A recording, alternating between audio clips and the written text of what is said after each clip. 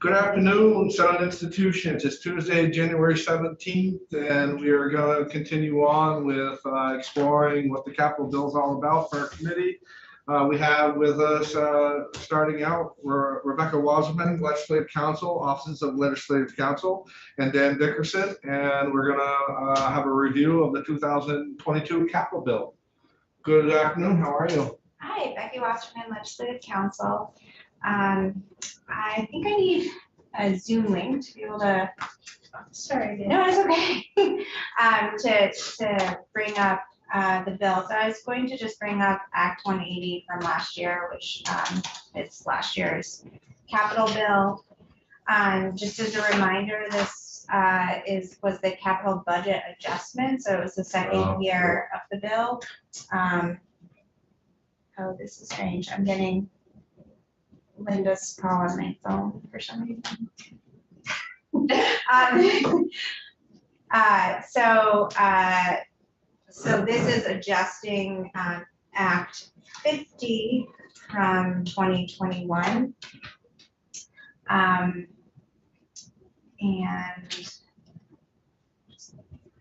for some reason this keeps going to my phone, so we're just getting here it comes. Okay.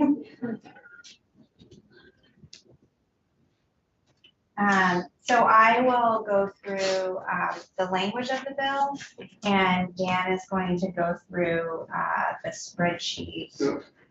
Some of this is a little bit overlap because there's some language in the money sections of the bill. Did you get that? I haven't gotten. It is on the website. Yeah, Act 180 is on website from last year. I think I'm not sure why it's not going to my email. It's going to my cell phone, which is confusing. Like it's like trying to patch me into a call. Okay, I'll try one more time. I'm inviting you through your email. And Becky, you're going through this one right here, that one? Or are you going through this right here? Dan's? Yeah, Dan's doing Dan's it. Okay. doing that. That might be Act 50 from 2 It years is, ago. yeah. Yeah, so I had inadvertently sent Act 50. Okay. So I'm gonna bring up Act 180 Okay, sounds good. We'll wait for that. if I can. We don't have her. She's gonna put it up there. Okay, yeah, That's Unless it's easier for you to go first at this point, and then I can do that. I can try to get the Zoom link. And I have paper copies of this. Yeah, and I can just try to go get this printed if that's easier for you to do. Why don't you come get your just let us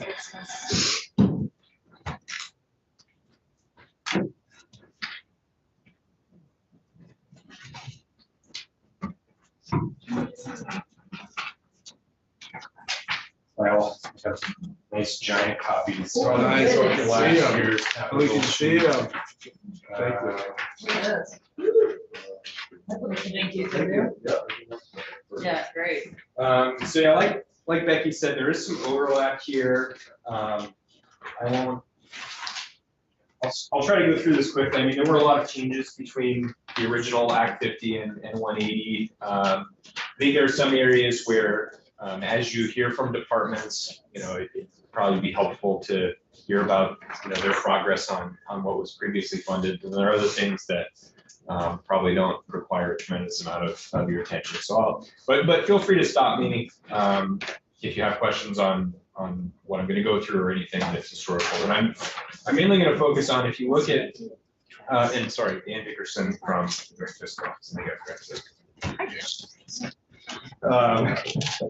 So column 3, columns 2 and 3 pertain to linking the spreadsheet with the language. So column 2 is focused on the language in Act 50. Column 3 is focused on the language in H 739, which became Act 180. And I'm going to focus on those. Those are where there were changes between. But just explain the difference between the two and what the difference is between Act 50 and the 180. Okay.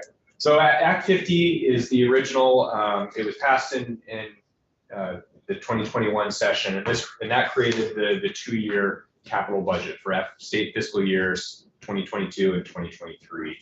And then Act 180 was enacted the next year during the 2022 session, and that made adjustments to Act 50.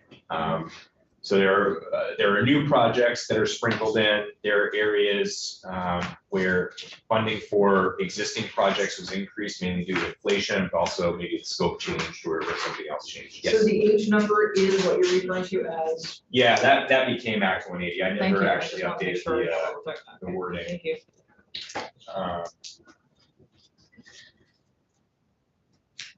And so, and I guess just focusing on the spreadsheet structure for a second, if you go to columns 5, 6, 7, those pertain to the money that was appropriated in Act 50, and then columns 8, 9, 10 are pertain to Act 180. And you'll see the numbers for a lot of these projects. Nothing changes, but the numbers are duplicated, and that's just to show how it all adds up in the end. Once you have your underlying Act 50, then you add in the changes from Act 180. How does it all look? And so that's why, the numbers are all there, but a lot of things aren't changing. It's just the same as before. And so with that, I will jump right in, and I'll try to make this somewhat quick, but if I'm going too fast, please stop me. So line 3. This pertains to an annual amount that goes to BGS for major maintenance. So this is typically medium-sized projects that don't merit their own separate line item. I've been using the example of replacing the roof at 1 Baldwin, which is the Joint Fiscal Office building. It is somewhat expensive, but it's not building a new building or updating an HVAC system in the State House. So this amount was changed for FY23, and what happened is, at the end of the day, I think on the House side, when they were originally working on this bill, they needed to free up a little extra, spending capacity within the bill. And BGS had come and asked for permission to sell another property on Baldwin Street, I believe 14 Baldwin. And so the 2 institutions committee said, okay, BGS, you're free to sell this building. We're going to pull back on some of your spending authority for major maintenance using the bonded dollars, but we're going to add language, and Becky will walk through that, saying that if you receive proceeds from the sale of a property, you can use up to $300,000 of that for this major maintenance line item. So it's reduced from the prior year, but it's because there's spending authority elsewhere in the bill.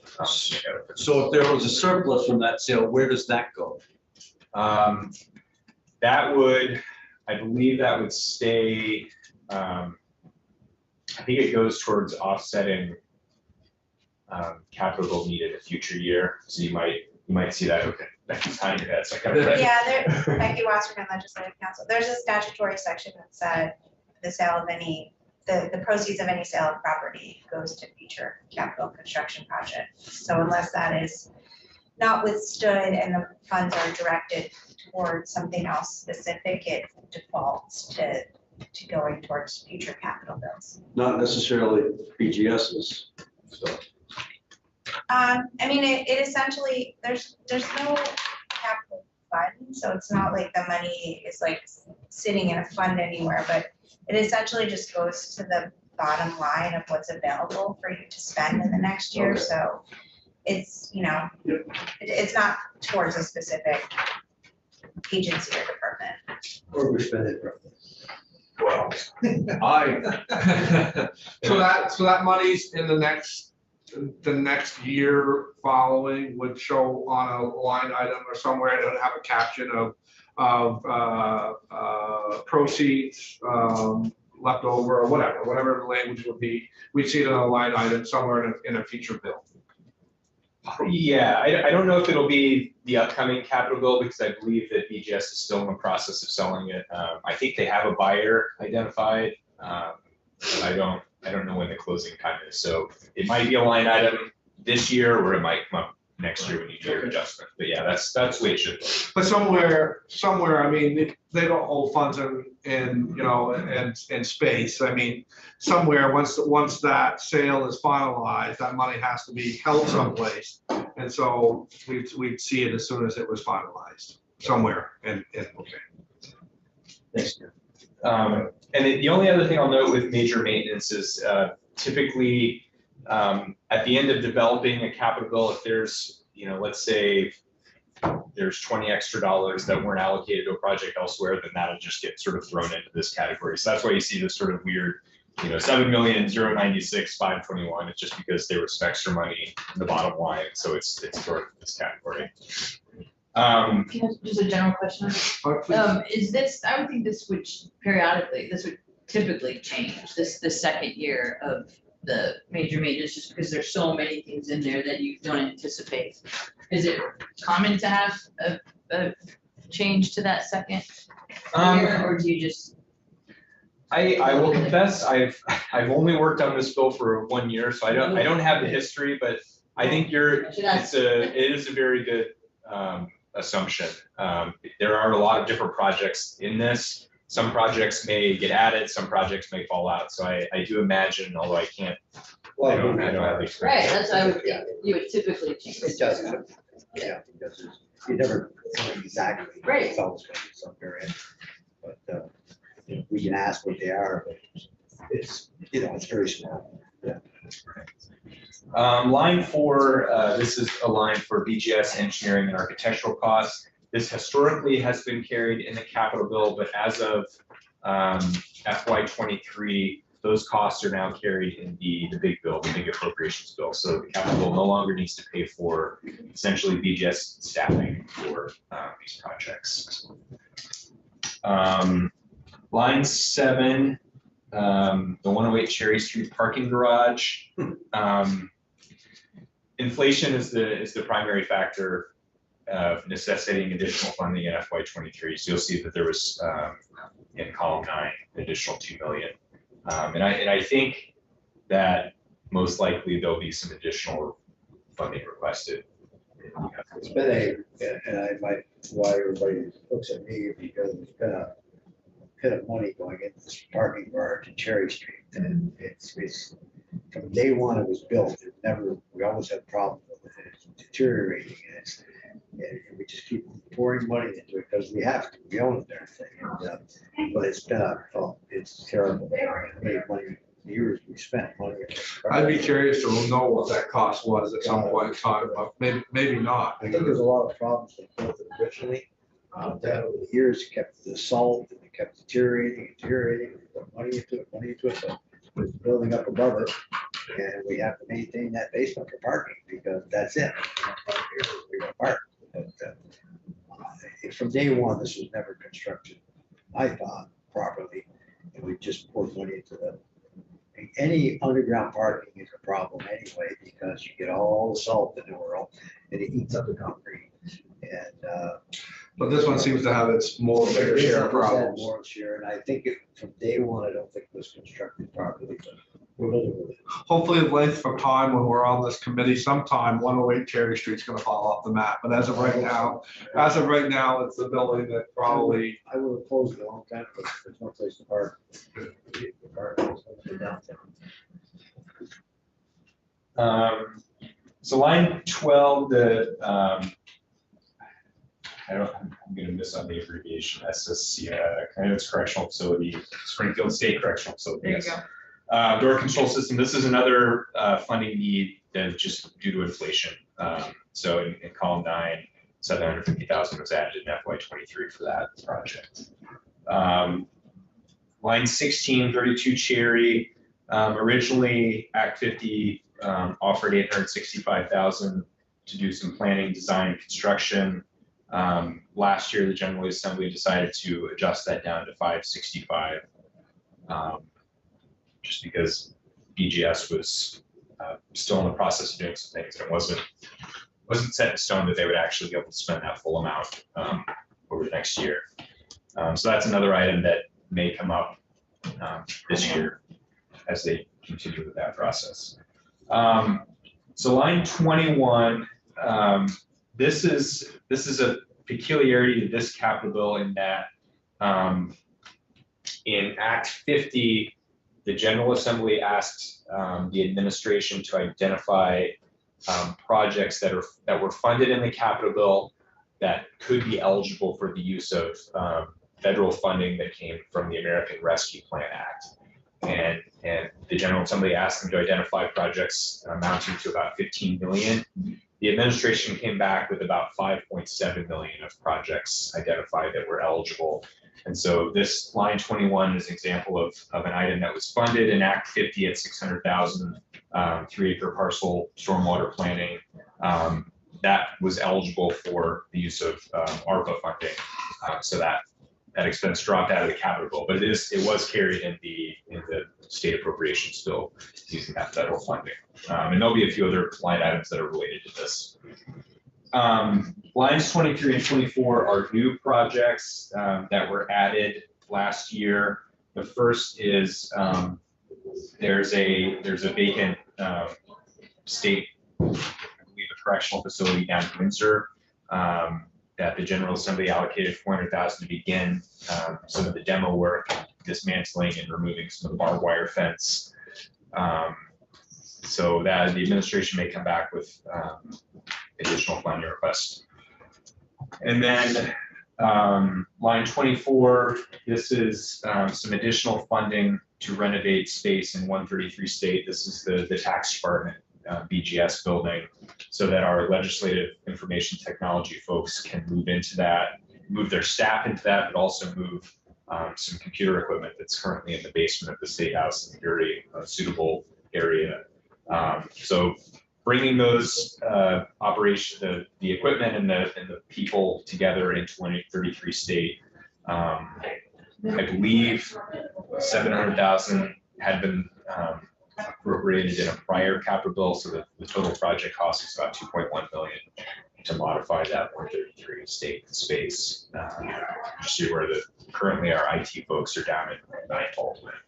And BGS would like to sell that building. So once they get moved, that might happen. And there's some language relating to that in that Becky will walk you through. Line 29, this is the Essex Physically Secure Recovery Residence. This is another inflationary pressure where the administration came in and said we need an additional 3.2 million to get this project done. Lines, am I going too fast or is? No, you're going good. Okay, thank you. Lines 32, 33, these are new additions for Act 180. The first, line 32, is for ADA, achieving ADA compliance in correctional facilities. This is a request that came from the administration that the General Assembly went along with for 1.2 million for that. Line 33, this came, I think this came in the House side of the Capitol bill. They wanted BGS and DOC to look into what it would cost to outfit at least some of our correctional facilities with HVAC. And so 500,000 was appropriated as part of potentially a larger project that could be considered in the future. But that's just for just planning work right now. Line 38, this was an appropriation that goes out to ACCD, or actually goes to BGS to manage an ACCD project. Basically doing maintenance at state historic sites. So like the Coolidge site or try to pass this one down. Center. Sorry, I'm blanking on the name of the other site that I was going to say. Anyways, apologize for that. In Act 50, 350,000 was appropriated for FY23 to do maintenance at state historic sites. The historical preservation division within ACCD came into the institutions committees, had a few other projects identified that they could act on that weren't funded. So the General Assembly provided some additional funding to begin work on those additional projects. Okay. Yes. Go ahead, oh, please. So the plan, just, and I should have asked this then, so the planning of the HVAC on line 33, how is that different from the planning that went into the big bill? The planning operations that went into the big bill up on line 4? Oh. You know what I'm asking, is that a good? Line 4 is really just staffing for VGS as they review these various projects. But they don't, Okay, so it's. they only have the capacity to do so many things. And so when it comes to a big project like potentially overhauling HVAC at a correctional facility, they would most likely hire an outside entity to come in and do some sort of put thought into those programming schematic designs. That's why this is separate or carried separately from what you would see online. Okay, so it's internal cost versus external. Yeah. Okay. Yeah, that's a better way of saying No. it. Yeah. Can I ask, I don't know if this applies in this specific situation, but as of last year, the bill took, there was a statutory change that moved all the costs for engineering to the big bill. And that used to be in the capital bill, so that is something you might see as a change going forward for how costs are divided on a project, that they'll be capital expenses in the big bill for, in the capital bill for a project, and then the engineering costs associated for it in the budget bill. But in this case, it's in this because it's external costs. Yeah. Okay. But it's possible, and I guess this could set me off on not so much a tangent, but like a separate subject that I'm sure will come up during the session. But there, I think you would have heard about it when the treasurer came in. But this new capital expenditure cash fund that was created, Right. the administration is most likely going to come and want to spend money from that fund towards capital projects, and so that'll be, something where, and I'm sure it'll be incumbent on me to make sure things are portrayed properly, but you might have a project line item where you're funding with capital bill money, but then there's also a funding request for this cash fund that, you may decide on, or the appropriations committee may decide on. And so that it'll be tricky to keep those, together but separate, I guess, because they'll be two separate bills.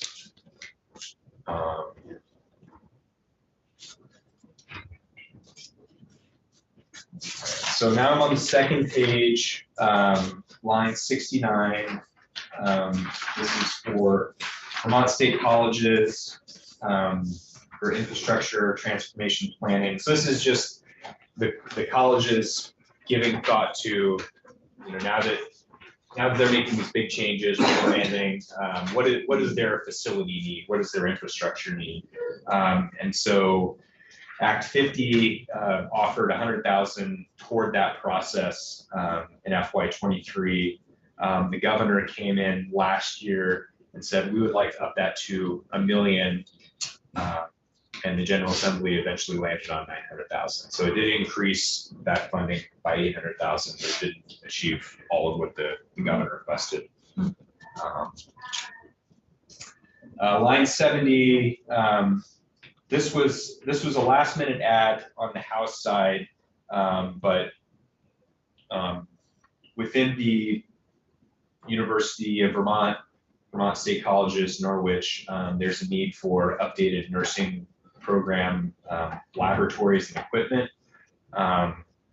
And the House passed their capital bill, putting $4 million towards that, giving it to AHS to then grant out. On the Senate side, I think you were able to take some additional testimony and establish that, well, the universities aren't quite ready to do these big projects yet.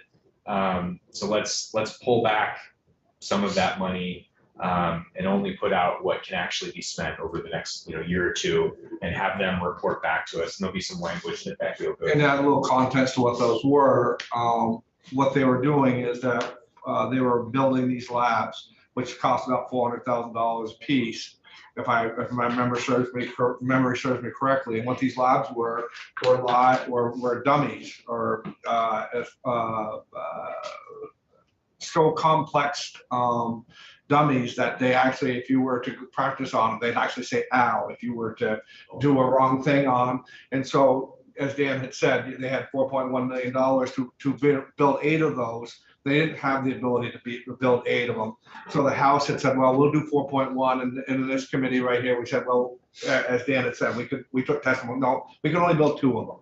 And so that's where we got to the $800,000 number. So that's what the program was, to build these labs, to put more nurses in the market that desperately needed. But that's more context to that, where that number came from.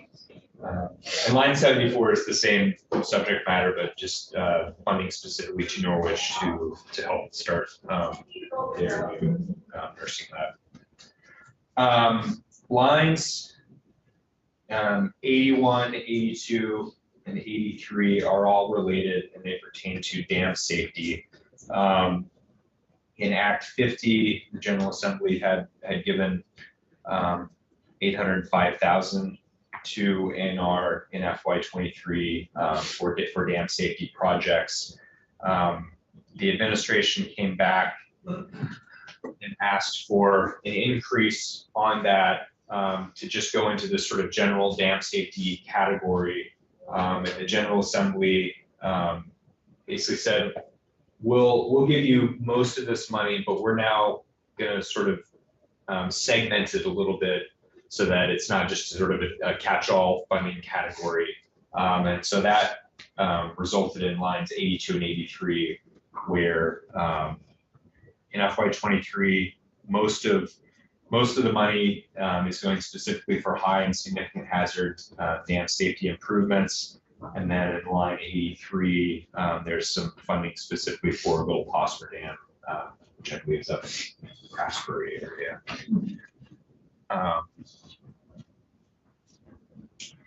Line 84, this is providing the match needed for bringing the Federal Infrastructure Investment and Jobs Act money to Vermont for clean water and drinking water projects. So there is the match is less than it typically would be. Typically, these types of projects, in order to get federal funding, it's a 20% match requirement, but for the next few years, it's 10% match. So this is another item that you may see come up in the capital bill, or they may, because the general fund is healthy, maybe the general fund can cover that cost. But and do you think that might come up in the cash fund too, as far as with something on matches money instead of bonding that out for 20 years? Are we? I mean, without knowing. It's possible. I don't know. It's really up to the administration to propose how they want to use that. I know we set a process in statute as far as the types of expenses that should be funded out of the cash fund. But I think at the end of the day, if there was a need that within the capital fund, the capital bill realm that needed to be met, that I mean, that cash fund is pretty flexible money. So you could use it for that if you needed to. So can I ask a question? Please. So these projects are probably not identified yet, right, on 84? But we're No, preparing for those projects to be approved by the state? I would imagine that ANR has some idea of the types of projects that could receive this type of funding, but most of this money is going to flow through competitive grant programs that already exist. Right. So it's going to be up to municipalities to apply for that funding, and then they would get it from the feds, and then the state would provide some of that match. Yeah, I was just wondering about the timing. No, it's definitely a no-brainer to do it when it's a 10% match. Yeah, absolutely. And so Becky Wasserman, Legislative Council, ANR does have a priority list for the projects that they work through. And usually they present that to the committee at some point when they're coming in. So I think they use, they have like criteria, and then based on that, they build a priority list for the projects. And I just know Eric Blatt usually comes in with a spreadsheet on that. Right, I was just thinking this is out of the norm, because they would have usually had that priority list over years of experience, but this is new money, so you just needed to jump on it. Yeah, I mean, my understanding, and I can let A&R speak to this in more depth, is that it's sort of additional money for a program that already existed. So I think that they probably had enough projects sort of waiting that, I don't know if there's anything where they're like, oh, we have all this additional money left over for programs, or if they're able to just get more done on their list. Yeah, and I don't doubt that the work needs to be done, it's probably what, 30 million then, right? If that's 10% of it, so it's a nice amount of project. Yeah, it is, for sure. Let's see, okay, line 87, this is another example of an item where the administration came in, identified some funding that could be eligible for ARPA, and so 300,000 was shifted out of, roughly 300,000 was shifted out of this line item into the big bill to be funded with federal dollars. Line 90, this is the Rusty Cabin Construction Program within the Department of Forest Parks and Rec. So this is where they're building, I don't know if you go to any state parks, there's some small cabins there that are pretty popular. And A&R's, or Forest Parks and Rec, has been slowly trying to build more of these in various state parks.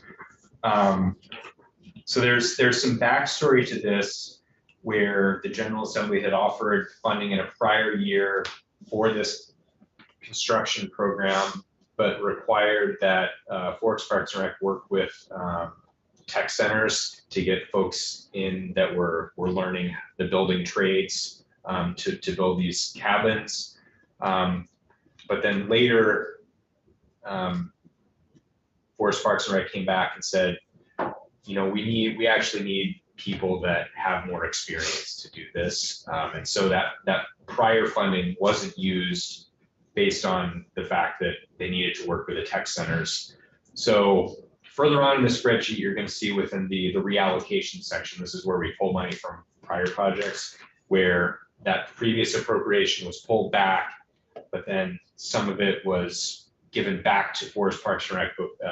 Within the language, it was a little more general, just saying, hey, just build these cabins, rather than, you know, work specifically with the tech centers. And add a little bit more backstory to that. These cabins, as Dan had said, have been very, very popular. And what they were doing is they were taking in these underperforming tent sites that nobody wanted to stay in.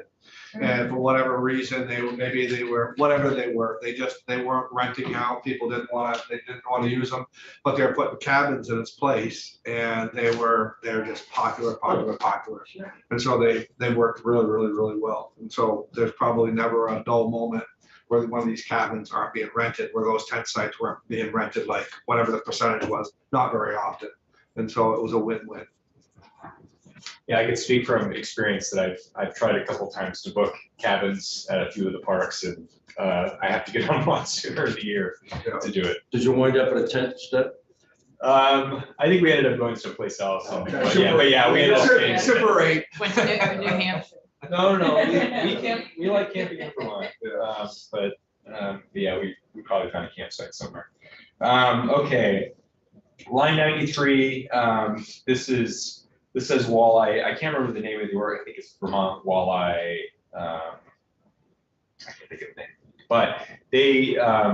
This is a couple of folks or a team of people that have a facility. They have big tanks, and they breed walleye and release them into the state waterways. And so they had not. Let's see. They had received some funding in the capital bill, but they came in and said, hey, with 25,000, we can put in another tank and continue the great work that we're doing. And so the General Assembly went along with that. A little bit of backstory on that. These people, for whatever reason, have figured out how to raise walleye like there's no tomorrow. Where they All can volunteer time. all volunteer time, and they're able to, and half the time, raise walleyes to where they can put them in the wild, and they've raised them so much that they actually have their natural colors, where they can blend in more into the environment and not get eaten. And walleyes, I guess, are it's a hard fish to populate in the wild. And so whatever they can put out there through this breeding program, we're very fortunate to have them. There's pressures from all over the United States to figure out how they're doing with what they're doing. They've just figured it out. So, and the results in a short amount of time have already started to pay dividends. We're starting to see some of these fisheries come back that were decimated. And I think, and again, backstories are dangerous sometimes, but it went something like this. When they were doing the inventories of fish coming into the rivers, there was like 80% of, they can tell on which fish there is by a certain chemical they put in the water. They put out a little hue to the fish. They could tell like 80% of the fishes that they were capturing to see what was coming up was coming from this program. And so it's, you'll meet these gentlemen. They're quite a pair. And so, yeah, the program, they don't ask for a lot of money from us. But for what we give them, they're doing great things, and they're having great results. Is that species endangered or something? Is that It's just, the idea? yeah, kind of. I don't know. Species I hate to say the word endangered. All right, but But there's something certain- special about it. Yeah, I mean, it's almost a fishery that people had given up on, and now people are going back to fishing for walleyes, and they're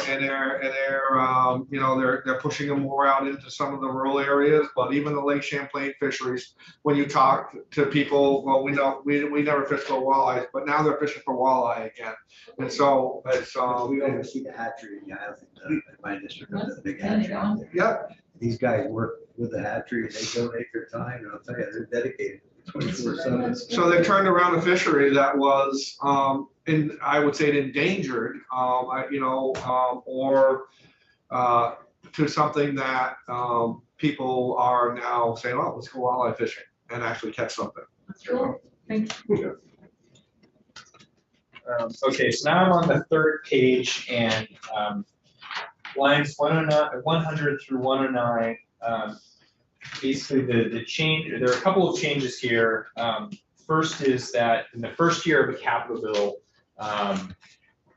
for clean water, for the, I guess, first year of a capital bill, but when they're budgeting for the 2 years. The first year is typically everything's itemized, this much money to agriculture, this much money to A&R, but then the second year gets thrown, the appropriation gets thrown into this sort of catch-all category, because the Clean Water Board then has to meet over that next summer and make decisions on how things will be funded in what would essentially be year 2 of the capital bill.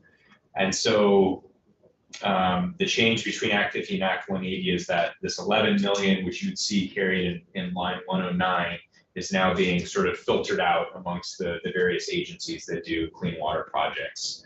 The other thing that happened is there are several lines where projects or funding was identified that could be used, that we could use federal money instead of capital money for. And so that was the other big thing. But so no projects changing, just we're actually now itemizing how this 11 million is used, but then also pulling back some of that 11 million because we did not use federal funds for it.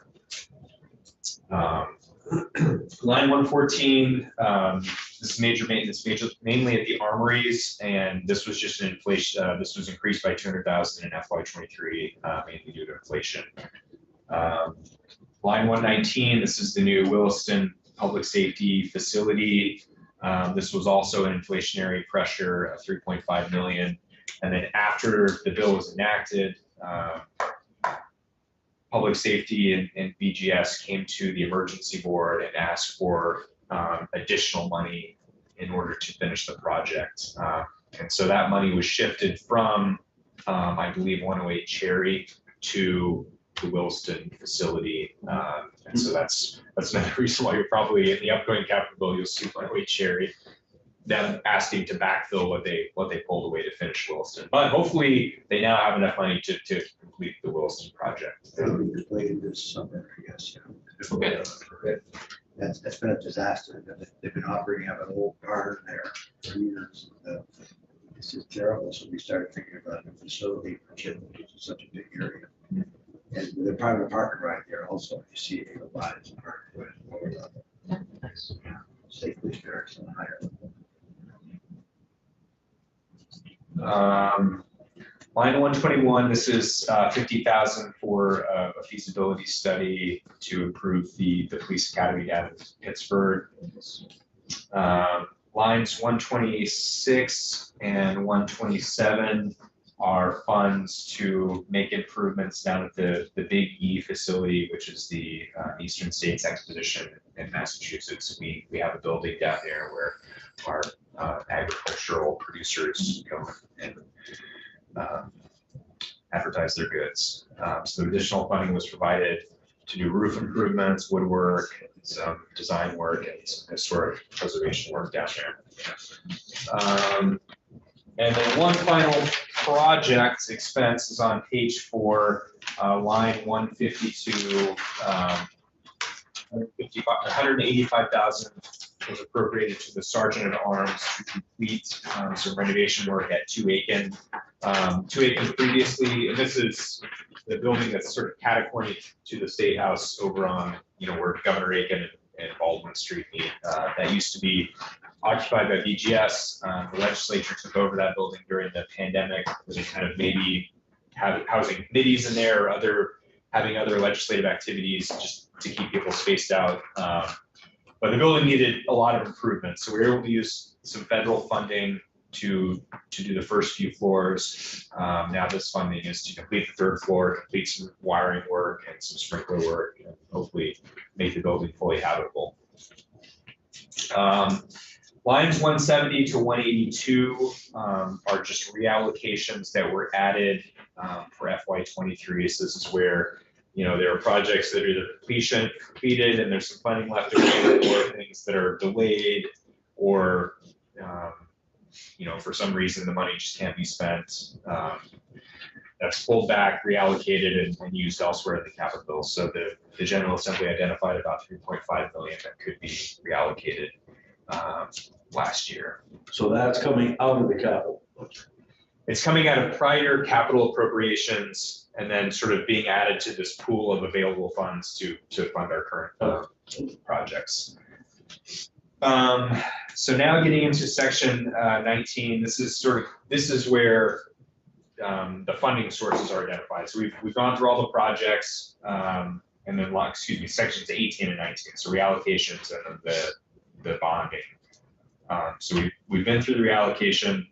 The other item that was, I don't think we're going to see this come through again in the near future, but when the last time the treasurer went out to sell bonds, some of those bonds were premium bonds, which just creates some additional bonding capacity. And so that was added last year in line 188. What's key here is line 198, or I guess another key item, 198 in column. Ooh, I don't have column labels on this last page. There's been a column where you see 3.9 million. That means that after you identified all the projects, identified all the possible funding, there was still 3.9 million left over that could be used, that the General Assembly decided, no, we're going to, instead of borrowing and paying the interest, we're going to leave some money on the bottom line. And so that's what ultimately happened. How do we miss that? We didn't tell anybody. Or being prudent. Yeah. Yes, being prudent. Dan, the up further up on all the reallocations, the 3.5 million 39,000. Is that monies accounted for in this already. It's accounted for, it's reallocated somewhere already. We're not gonna see that on top of the 108 we're gonna receive of the new bonding when we have that out. That's already, it's Yeah, that spoken was- for around in here. That was funding that was used to fund the projects for FY '23. So that Okay. money, other than this 3.9 million, but even that, kind of surprisingly, the CDAC, or the Capital Debt Affordability Advisory Committee, when they met to determine what our borrowing capacity was, I don't think this 3.9 million ever came up in any of their discussions. So the 108 is, the 108 million is the 108, and yeah, this 3.9 didn't really play a role in that. But you might find more this year. So that was what you found last year. You could find 1 million this year or 5 million. Yeah, because a lot of these projects still haven't started yet. The money's just been reallocated or allocated, and so, there might be some more adjustments. So, just curious, if I'm understanding that cash fund, why didn't the 3.9 go into that? Because this money doesn't actually exist. So what you're saying is, in the Oh. capital bill is, we have these projects It's a budget. that we want to fund, but instead of paying for it with state revenues, we're borrowing. So to the extent that you had the capacity to borrow, Just don't worry. 78 million, Okay. but you've only selected 74 million in projects, that's just 3.9 million less that you borrow. So the money, So you're right. money doesn't exist It until we isn't real actually sell money, money. Yeah, that's it. Yes, less interest that we pay, and reduces. You do better with this budget than the state buildings, you know it all. Good job. I don't know about that. And also the treasurer doesn't actually issue, like, bond for projects until they're ready. So Ready to it- go, it- yeah. Yeah, so it's, some of it is just sort of bonding capacity that wasn't used yet, rather than money in hand. But that is my presentation. There are a couple of lines dealing with the sale of property, but that's really language, so I'll let Becky walk through that. So Ready, any questions for Dan? No, this was great. Yeah. Very very helpful. good. Thank yeah, you. no problem. Happy to help.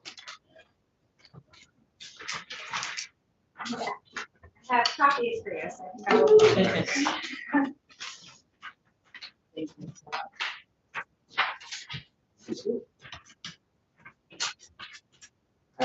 So Becky Wasserman, Legislative Council, I'm gonna be touching on a lot of what Dan already went through, but adding some language context to it. So this is Act 180, the budget adjustment. Section 1 of the bill, in the budget adjustment and in the first year of biennium usually has an intent section. And that's where you'll find how much sort of money you have to spend and how much you're spending in the first year and the second year. So there were some changes in the budget adjustment about how much you had to spend and how much was spent in the first year based on just finding more money and the change in the projects. Subsection C on page 1 was added. And this was intent related to federal funds that came in for capital projects.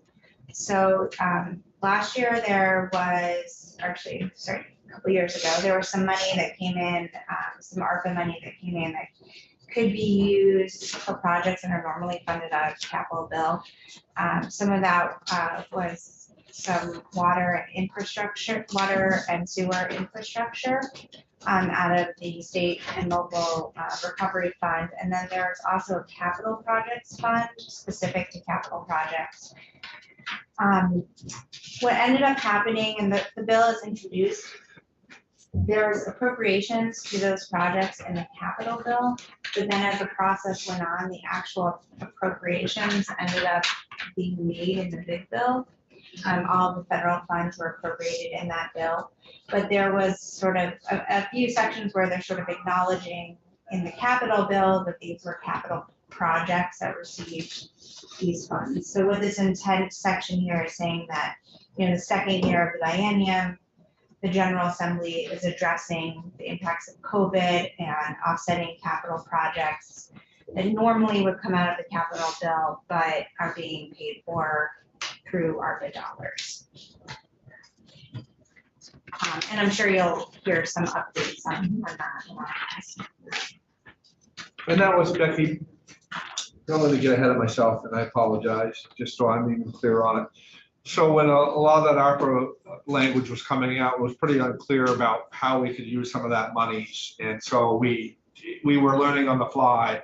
We had to get some of this stuff out there. And then as we were learning the way we were hearing from Washington, how it could be spent, we started doing some adjustments in that way. Right, so 2 years ago, I think, in the budget bill, there was some language that said we're sort of putting $15 million aside in the ARPA funds on how to spend it on water and sewer infrastructure. And the administration was asked to come back and say what projects that normally would be in the capital bill for water and sewer infrastructure, can you kind of swap that out? So the administration came back last year and said, and identified where that money could be swapped out. And then there was the capital projects fund where it was more specifically capital projects. And 2 years ago, there was language in the bill asking each of the branches of government to come back with proposals about how to spend that money.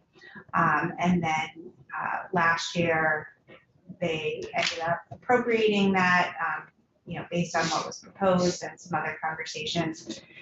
But as you mentioned, the Treasury guidance kind of came out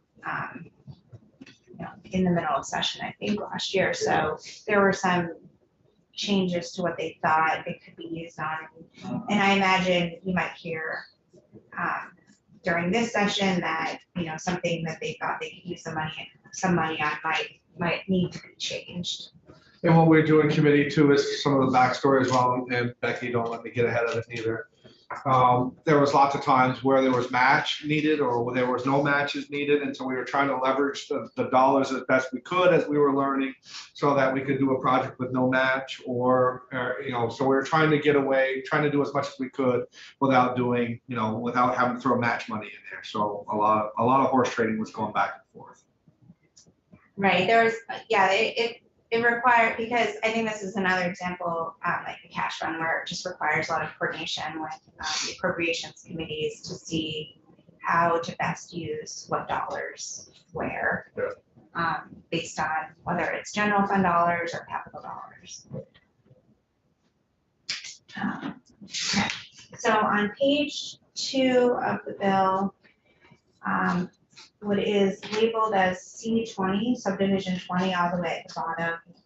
There's no line numbers here, so it's a little harder to identify, but I just wanted to point out that the Windsor appropriation here, asking for demolition and improvements to this site.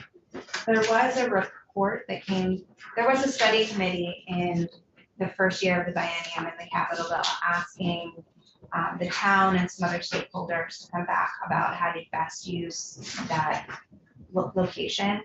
And there was a report, in case you want to sort of remind yourself of that came back to the General Assembly last January, I think, about some proposed uses for that site. And then this was put in last year's bill. Last year's bill to sort of address some of that, but they may be coming back again to discuss this. And I think the way that was left was on our House counterparts on there is that there wasn't really any buildings that they identified that they wanted to tear down, but they wanted to put a placeholder in there in case that there was, it was, sense after the fact that, okay, no, we are definitely gonna tear this down. So they wanted to appropriate some monies for that so they could be ready. So as Becky said, this could possibly change. One of the things that hurt Windsor for the prison for 100 years or better, it's the name and location. It's hard to get somebody to relocate in that area because it's got that Windsor State Prison background, and it's just someday I don't know what we'll do with it. It's anytime you talk about something, well, we don't want to be located in Windsor. If you say Windsor facility, that's the prison. That's too bad too. It's quite a piece of land. Prison farm. It's got that name. like Waterbury, to get rid of the state hospital name for many years, the Waterbury was the place, the state hospital. It's hard to change that, but now it's Waterbury's an old place now. I went down through there the other day, and boy, we spent a lot of money down on that main street down through there. It really is. It's very nice. Downtown. All Yeah. the sewer, the water, everything. No, it's nice, the sidewalks and all the services going in, very nice. Yeah, that is, that's a community that benefited very well from what went on. It looks nice. Sorry, Becky. Oh, no problem. Page 3, there is an appropriation here for the IT spaces. There's language further on, so I'll talk about that when I get to the language. And then the next item is subsection D. This is language that relates to the appropriation for the HVAC system in the State House, Right. which is on page 2, C15, so 6.8 million. So this has to do with the heating system in the summer months in the State House. Let BGS explain the sort of chronology. Oh, do they come in already? They already did. They went on a Right, they tour. talked about the Yep, mold. yep. And so I think one of the steps that they have to do before they can put in the system is the summer heating system. Yeah. And so at the end of last session, this section was put in here because there was sort of a debate about what kind of heat source to use for that. So BGS is supposed to report back to the committee by January 15th on the options for dehumidification in the State House during summer months.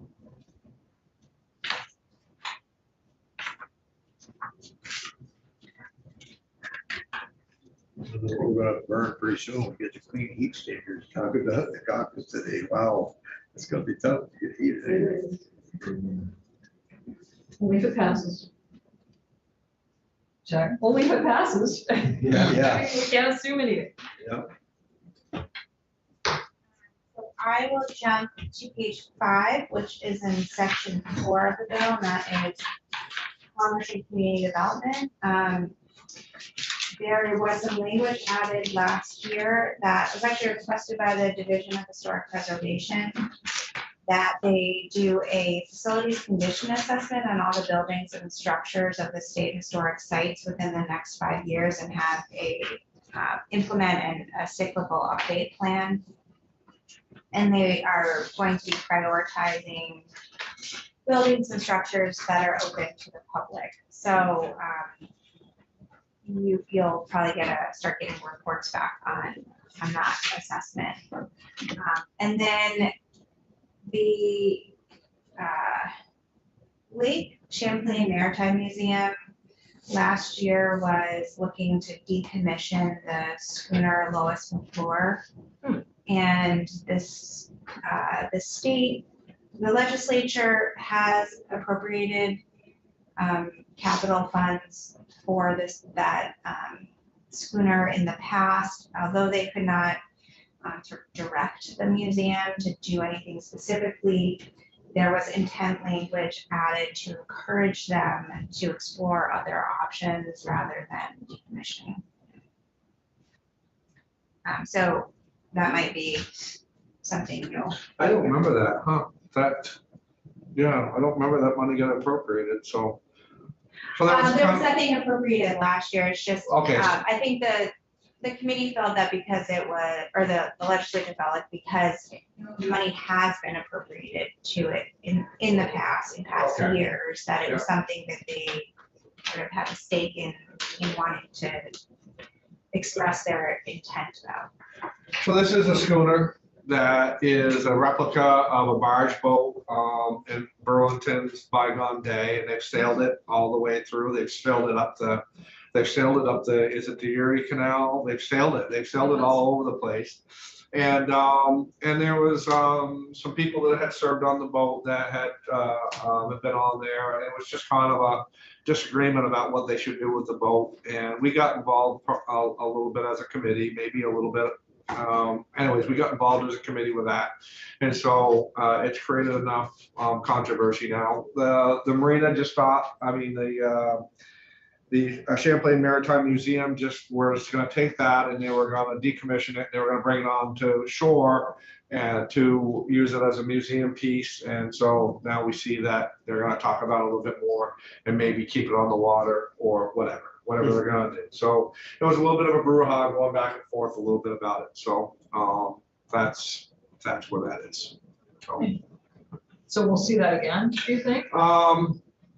There's no report back requirement, but this could be something if the committee wants to hear from the museum to see what the They result had was. people testimony, and they had some of the people that had served on the boat in the past, and they were very upset and all of that. And, you know, at the end of the day, as Becky said, because we appropriated some money, we probably got involved with it, but the museum owns it, but we had given some money, so I guess we're gonna have a stakeholder in that discussion about what goes on with that. Russ is gonna be the captain.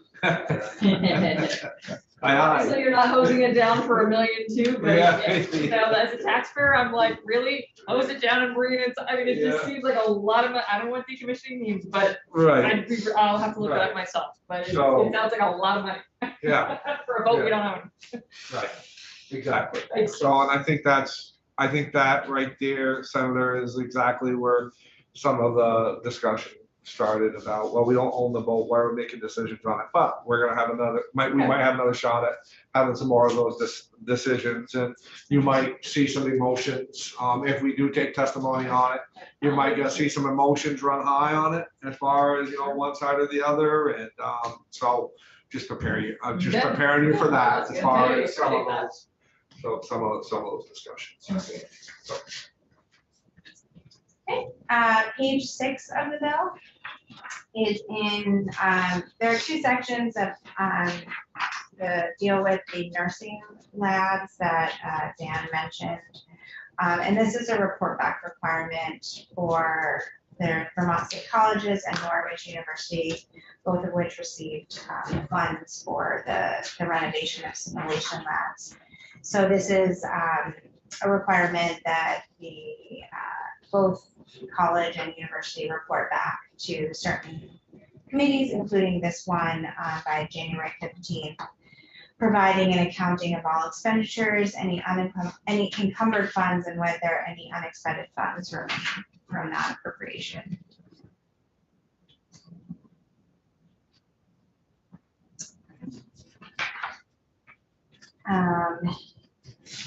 Page 8, this is moving on to the natural resources section. There,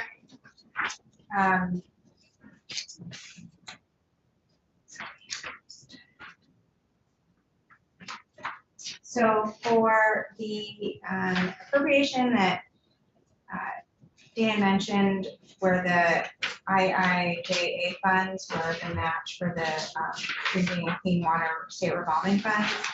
There were some language put in on page 8, subsection H, that says, you know, don't release the state funds until the federal grant has been received by the state.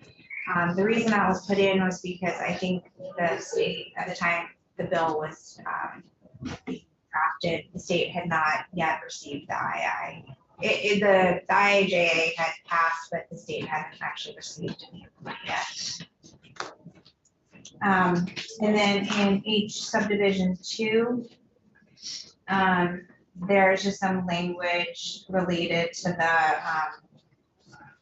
appropriation for the rustic cabin construction program. So that, I think Dan went over this, there was some amount appropriated previously, and then they sort of took a reallocated amount of 200,000 from a past bill to the same line item, and specifically directed that 200,000 was work to be done with career technical education centers for assistance in this program. They're authorized, so does that mean, I don't know that they necessarily have to, maybe they.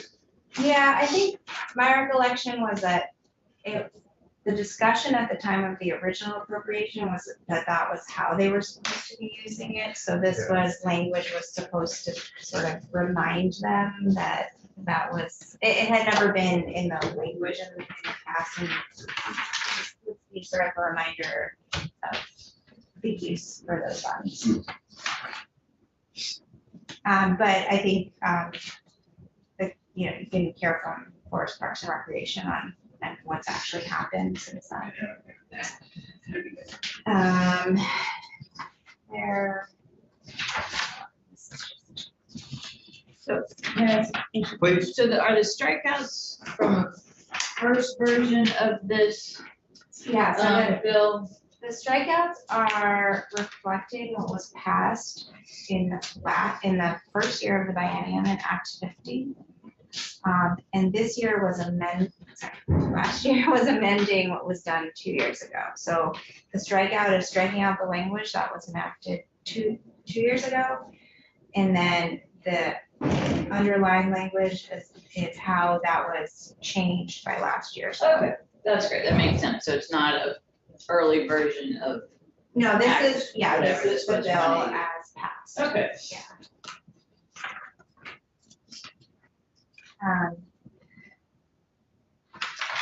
So, I don't remember, most of these are just appropriations, so I can skip to page 12. This is where the language sort of starts in the bill. As I mentioned, in the intent section, section 13 was added here. There was, you know, just this acknowledgement that we received ARPA funds that could be used for capital projects. So there were some findings with respect to language that was added in the budget bill in 2021 about using that $15 million that I mentioned to support water and sewer infrastructure, and that the governor, I'm moving to the top of page 13, in the 2022-23 capital budget adjustment report was supposed to come back and recommend how to use that $15 million.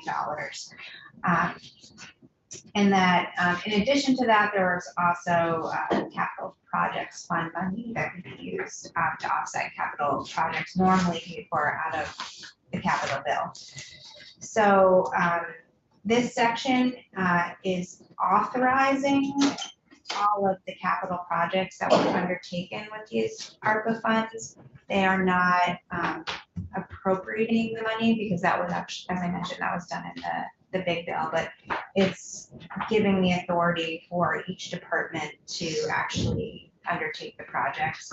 And I think this was a policy decision by the institutions committees to keep the authority for capital projects in the capital bill and sort of make it easier to refer back to in the future of where these projects, the authorities for these projects stayed, and then cross-referencing the fact that the appropriations for it are in the FY23 budget bill.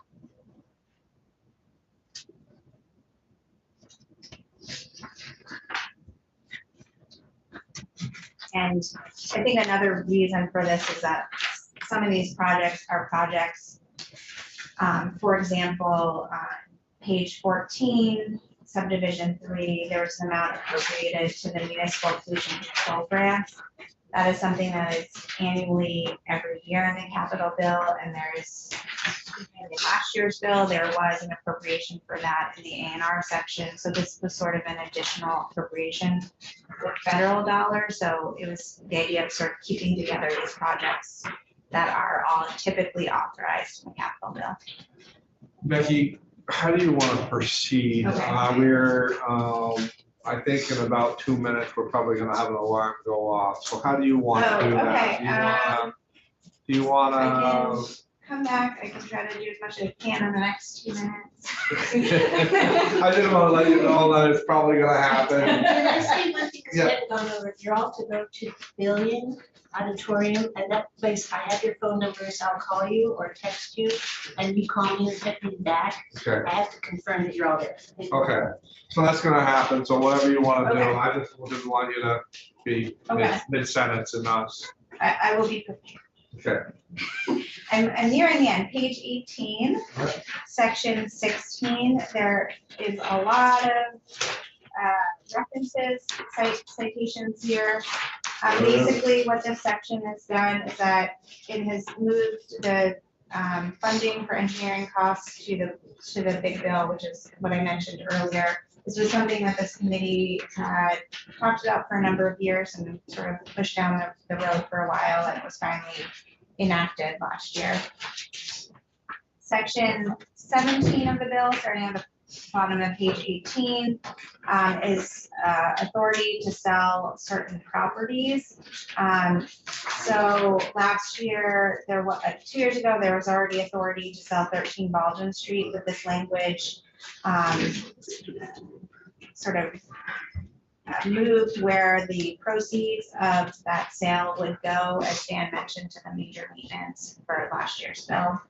And then there were some additional authorities to sell the property at 1416 Baldwin Street, as well as 9 Baldwin Street. However, the sale of 9 Baldwin Street was contingent upon the completion of relocating the Ledge IT office to 133 State Street.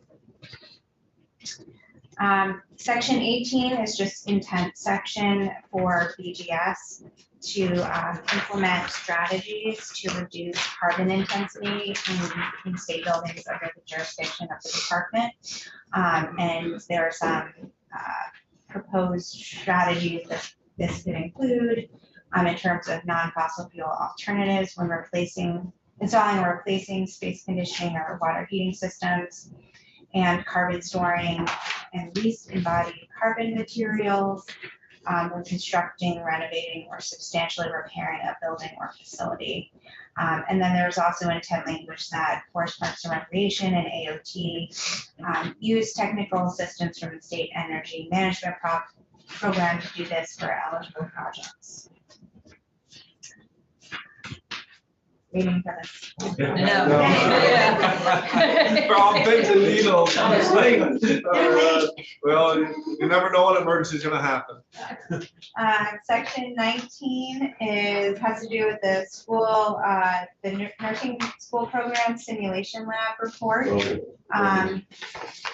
is on page 20, and it's just a report back to certain committees on the infrastructure and programming needs, estimated costs, and timeline to renovate or construct these labs in order to expand student enrollment. Page 21, section 20 is amending some language that is being in the big bill, and then 2 years ago in the capital bill. During COVID, the legislature sort of authorized use of state buildings and other buildings other than the State House and Pink Lady to be able to use alternative locations during session. And on page 22, you'll see that beginning